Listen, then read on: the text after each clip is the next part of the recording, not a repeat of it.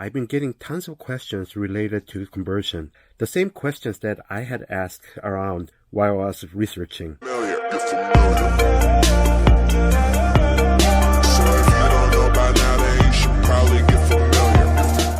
Welcome to Bigs on Hobbies.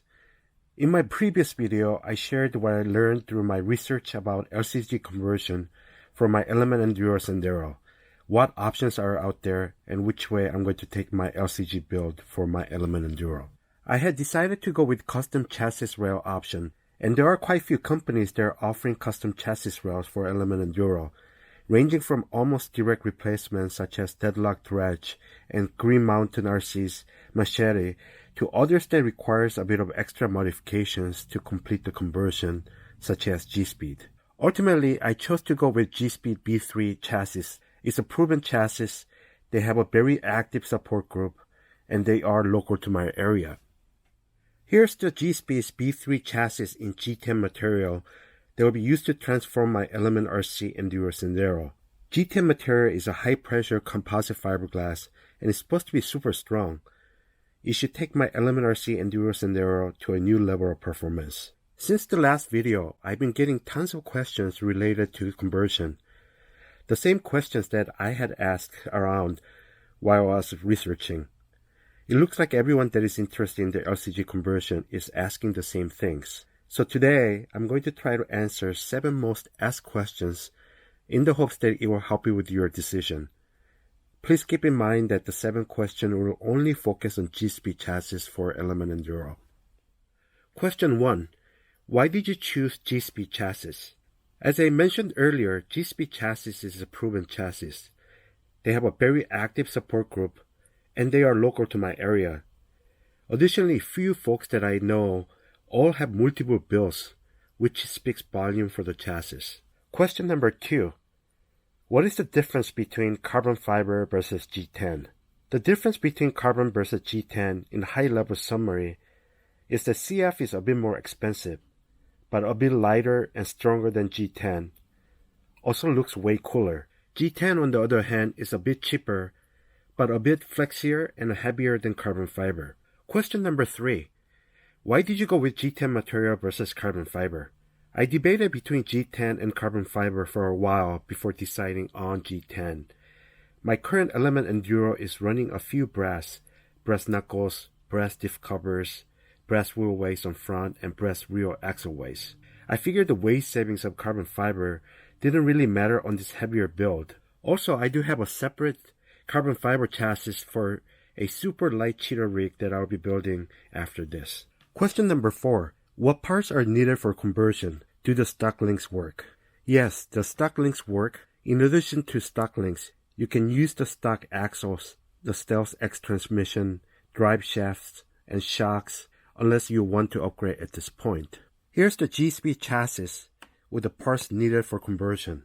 You need either a G10 or carbon fiber GSP B3 chassis, recently released aluminum platform panhard mount, a Delrin skid plate, chassis spacers, and electronics tray sliders. Although you can use the stock servo mount, it requires some tweaking to make it work, so Team Garage Hack's dual servo mount is highly recommended. Question number 5.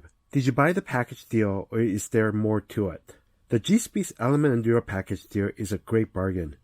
It's cheaper than buying the parts separately. Unfortunately, when I started on this path, the package deal was not available, as well as the multi-platform panhard mount, so I have sourced them separately. The only other item that you should consider picking up is the Team Garage Hack's dual servo mount. Although the stock servo mount works, it does require a bit of a hack to make it work. Question number 6.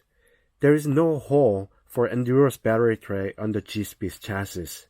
What are my options? This was the one thing that made Deadlock Dredge very enticing. There are a couple of options on GSP chassis that I am aware of. First option is to drill 4 holes, 2 holes on each side of the chassis.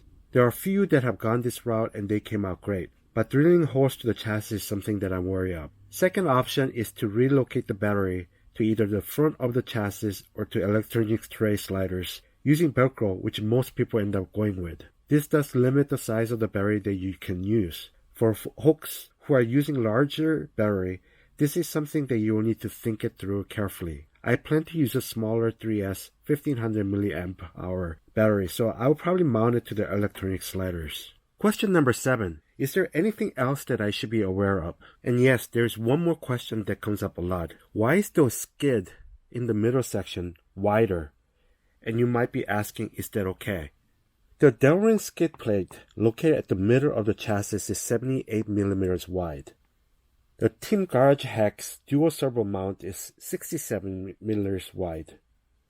And there are two different lengths for the chassis spacers, either a 67 millimeters or in 70 millimeters. This also confused me quite a bit initially, but I found out that it's designed that way. It allows the chassis rails to be pinched at front and back, giving more structural rigidity, which makes for a tougher truck. Additionally, it allows for direct correlation to the shock and link mounting positions to minimize the binding and position the shock vertically. Only decision that you have to make is to choose which length chassis spacers you would like to go with, either a 67 millimeters or 70 millimeters. If you do decide to go with the 70 millimeter width, then you will need to pick up two 1.5 millimeter spacers for the dual servo mount to make it to a 70 millimeter wide. Personally, I would recommend just going with 67 millimeters. There's no need to purchase additional spacers. Hope the answers to the 7 most asked questions will help you make it with your decisions to go with the GSP chassis. I can't wait to get my build started.